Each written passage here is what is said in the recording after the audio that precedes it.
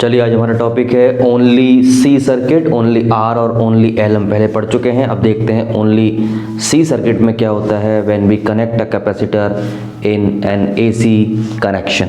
सो only C circuit, एक capacitor लगा होगा एसी सप्लाई के साथ। तो सबसे पहले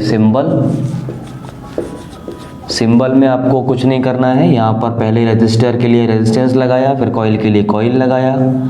अब हम यहाँ पर लगाने वाले हैं कैपेसिटर। ये कैपेसिटर आपने कनेक्ट कर लिया। ये कैपेसिटर की भी जो रेजिस्टिव पावर होती है to oppose the charges to flow inside the circuit, ये रिएक्टिव पावर होती है, इसलिए ये भी रेजिस्टेंस नहीं अप्लाई करता है, रिएक्टेंस अप्लाई करता है। जैसे इंडक्टर अप्लाई कर रहा था वैसे ये भी अप्लाई करता है। इंडक्टर का जो रिएक्टेंस था उसका नाम था इंडक्टिव रिएक्टेंस XL।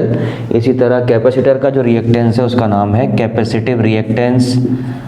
अभी आगे आएगा, उसका सिंबल हम देंगे XC। ये C कैपेसिटेंस का कैपेसिटर हमने यहाँ लगाया, इस एसी सप्लाई से हमने इसे कनेक्ट किया। तो सेकेंडली हम क्या करते हैं, equation of EMF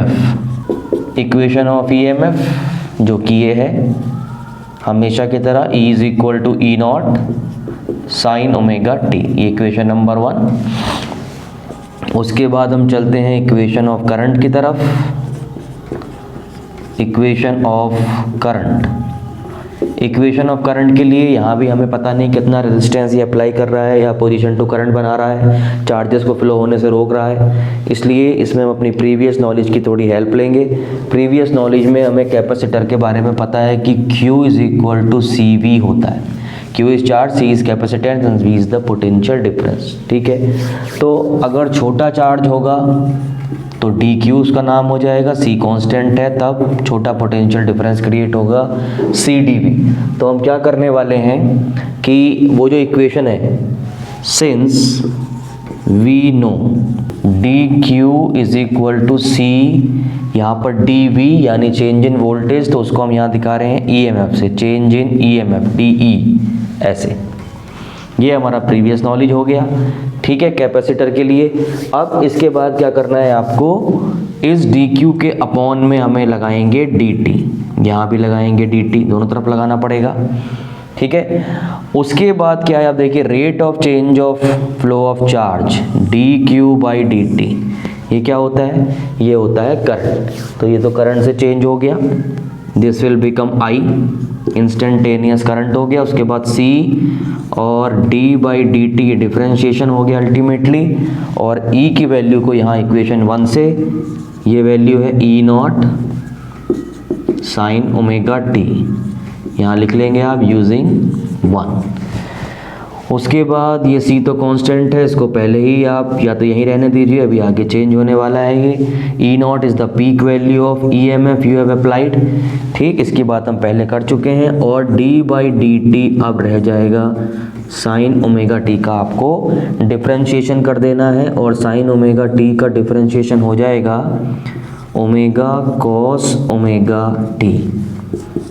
in formulas को हम पहले भी यूज़ कर चुके हैं। अब देखिए यहाँ पर ये हो गया I इज इक्वल टू, और ये C इस कैपेसिटेंस जो कि कांस्टेंट होता है, E0 peak value of EMF, जो आपने एक बार EMF लगा दिया उसकी जो भी पीक वैल्यू होगी वो भी कांस्टेंट होगी।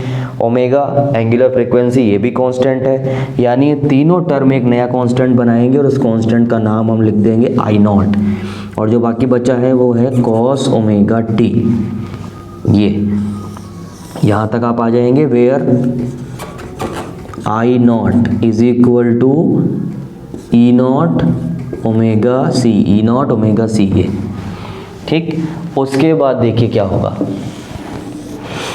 अब आपको कंपेयर करना है, इक्वेशन ऑफ करंट आपको चाहिए थी, इक्वेशन ऑफ करंट आपको मिल गया, लेकिन प्रॉब्लम ये है, जैसा कि पहले भी हमने कई बार डिस्कस किया है, कि दोनों इक्वेशन सेम ट्रिग्नोमेट्रिक रेशियो में हमें मिलनी चाहिए। तो अभी क्या हो रहा है, देखिए ये तो इक्वेशन साइन ओमेगा टी में है, लेकिन ये इक्वेशन कॉस में आई है, इसलिए हम इसमें अपना ट्रिग्नोमेट्री का फंडामेंटल अप्लाई करेंगे, आइडेंटिटीज़ का यूज़ करेंगे। I is equal to I0, और कॉस को हमने चेंज करके लिख दिया sine pi by 2 plus omega t. First second quadrant है, इसमें साइन प्लस में रहता है, तो ऐसा हम कर सकते हैं। कोई कहे वापस करिए तो साइन 90 प्लस थीटा ये वापस आ जाएगा आपके पास।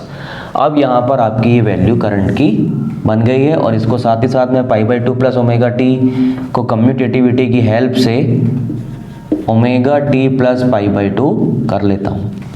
Okay, 1 plus 2 is equal to 3 and 2 plus 1 is equal to 3। Commutativity क्रम बदलने से कोई फर्क नहीं पड़ता है। ये आप नेक्स्ट लाइन में भी कर सकते थे। ये आपके पास करंट की इक्वेशन आ गई। अब आप देख लीजिए, कंपेयर कर लीजिए, ये भी साइन में है और ये भी साइन में है, ईएमएफ की इक्वेशन। ओके, इसका मतलब यहाँ omega t plus pi by 2 है, विच मीन्स आई लीड्स, आई आगे है ईएमएफ से, या फिर आप कह सकते हैं E lags I by phase difference. कितना फेज डिफरेंस दोनों के बीच में है? Phase difference pi by 2। ये उसके बाद देखिए नंबर 4 में आपको क्या करना है, फेजर डायग्राम बना लेना है। फेजर डायग्राम में करंट की एक लाइन होगी आपके पास, ये रही करंट, जो कि हमेशा हमने ऐसा दिखाई है हॉरिजॉन्टल से, आर में, एल में। ठीक, यहाँ से आपको ईएमएफ को पीछे करना है। ईएमएफ लेग्स पीछे है 90 डिग्री से, ये रहा ईएमएफ। ये 90 डिग्री लेग्स करता है। ठीक, जैसे जैसे टाइम आगे बढ़ेगा ये इस तरह से आगे चलता रहेगा, करंट आगे रहेगा, ईएमएफ पीछे रहेगा। उसके बाद आता है आपका वेव डायग्राम, उसे भी बना लेते हैं। वेव डायग्राम में देखिए क्या करना है आपको, सिंपली जैसा कि हम हमेशा बनाते हैं, ये एक हमने रेफरेंस लिया, ईएमएफ का ग्राफ बड़ा बनाएंगे, करंट का ग्राफ छोटा बनाएंगे। ऐसा कोई साइंटिफिक रीज़न नहीं है इसके पीछे, आप करंट और ईएमएफ दोनों के ग्राफ को किसी को भी बड़ा या छोटा कर सकते हैं। 3D इमेज है, अलग अलग एक ही जगह दिखाने के लिए। जनरली ईएमएफ से ही करंट प्रोड्यूस होता है, इसलिए ईएमएफ को बड़ा बना दिया जाता है और कोई रीज़न इसके पीछे नहीं है। हमेशा आप बुक्स में भी ईएमएफ के ग्राफ को बड़ा देखेंगे, मतलब साइज़ में बड़ा। ये हमने छोटे छोटे 1/4 टाइम के सेगमेंट ले लिए। 2-3 वेव के लिए आपको दिखाना है और उसके बाद कोई प्रॉब्लम नहीं है। फिर एक बार आप प्रैक्टिस करेंगे तो फिर आप इजीली बना सकेंगे। जैसे देखिए अब इसमें हमें क्या करना है, करंट को आगे दिखाना है, तो करंट के पीक पहले स्टार्ट करेंगे। ये मैं रेड से करंट बनाता हूँ, यहाँ से ये करंट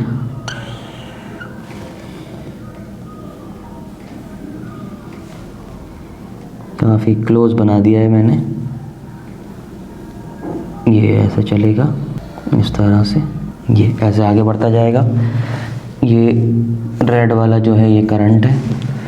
उसके बाद एक ब्लैक से बनाते हैं, ब्लैक से ईएमएफ को पीछे दिखाना है, ये ईएमएफ चलेगा। फ्री हैंड से बनाना है आपको और जहाँ पर टर्न देना है वहाँ एक स्मूथ टर्न देके आगे बढ़ जाना है। इस तरह पॉइंट टू पॉइंट इस तरह से आपको बनाते जाना है।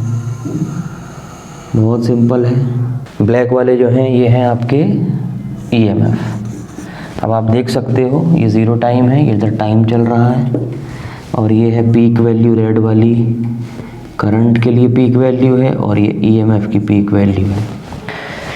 तो हमेशा रेड ग्राफ के पीक्स पहले हैं, यानी करंट के पीक पहले हैं, बिकॉज आई इज़ लीडिंग। हमेशा देख लीजिए, पहले रेड है फिर ब्लैक, रेड ब्लैक। इसी तरह नीचे भी रेड पहले है फिर ब्लैक, फिर रेड ब्लैक, रेड ब्लैक, इस तरह चलेगा आगे। ओके, यानी कि इसमें करंट लीड करती है और जो ईएमएफ है, वोल्टेज है, वो पीछे पीछे चलता है कैपेसिटिव रिएक्टेंस कैपेसिटर के केस में। दूसरी चीज़ अब ये है, लास्ट जो बचता है वो है आपका अपोजिशन टू करंट, और उसे निकालने का तरीका कई बार आपको बताया है। Opposition to current Ohm's law से जो R होता है वो V/I होता है। यहाँ AC के केस में जो R है उसे हम अपोजिशन टू करंट बोलेंगे और इनके नए नए नाम रखते जाते हैं सर्किट के अकॉर्डिंग। ये इंस्टेंटेनियस EMF बाई करंट से हो सकता है, V इज वोल्टेज करंट, या peak value of EMF divided by peak value of current आपको मिल जाए, वहाँ से भी मिल सकता है। या फिर ERMS value of EMF divided by IRMS value of, इनसे इन तीनों में से कोई भी आपको मिल जाए, वहाँ से उस सर्किट का अपोजिशन टू करंट आपको मिल जाएगा। उसी का आप नया नया नाम देंगे कि कैपेसिटर का रिएक्टेंस है, या ये चार्जेस को फ्लो होने से रोकता है, करंट को फ्लो होने से रोकता है, अपोज क्रिएट करता है। ठीक, रेजिस्टेंस के केस में कई बार हम पढ़ते हैं, इसलिए उसको हम रेजिस्टेंस बोल देते हैं। रेजिस्ट यानी टू फ्लो, फ्लो को रोकना। अब यहाँ देखिए क्या है कि ये आपको इक्वेशन यहाँ पर मिली थी पहले, इस इक्वेशन की हम हेल्प लेंगे। इसका कोई नंबर नहीं है तो चलिए नंबर दे देते हैं इस इक्वेशन नंबर 2। फ्रॉम 2, देखिए यहाँ पे क्या करना है, इस इक्वेशन को नोट कर लेना simply. I naught is equal to E naught omega C। अब देखिए I नॉट इधर आ जाएगा डिनोमिनेटर में, और ये ओमेगा C नीचे आ जाएगा, ऊपर कुछ नहीं है न्यूमरेटर में, इसलिए 1। तो E naught by I naught, E naught by I naught will give you opposition to current of this circuit. और इसका नया हम नाम रख देंगे कि कैपेसिटर का रिएक्टेंस है, कैपेसिटर की अपोज करने की पावर है, तो इसलिए इसका नाम है capacitive reactance. X for reactance, C for capacitive, 1 by omega C. से घुमा के लिख दीजिए तो XC is equal to 1 upon omega C, ये आपको मिल जाता है। That's it about this third basic circuit of AC, only R, only L and only C। कोई भी सर्किट स्टडी करने के लिए आपको तीनों बेसिक सर्किट को अच्छे से स्टडी कर लेना है। सिंबल कैसा है, करंट और EMF के इक्वेशन, जिनसे आपको फेजर डायग्राम, उनका फेज डिफरेंस, वेव डायग्राम और अपोजिशन टू करंट, यानी पूरी कंप्लीट इन्फॉर्मेशन आपको मिल जाएगी। और उसके बाद फिर आगे उनके कॉम्बिनेशंस बना के आप उनकी स्टडी कर सकते हैं, और नए नए रिएक्टेंस या फिर पावर फैक्टर, एवरेज पावर, सब कुछ कैलकुलेट कर सकते हैं। आगे देखेंगे उन सबको कि वो सब कैसे कैलकुलेट होते हैं।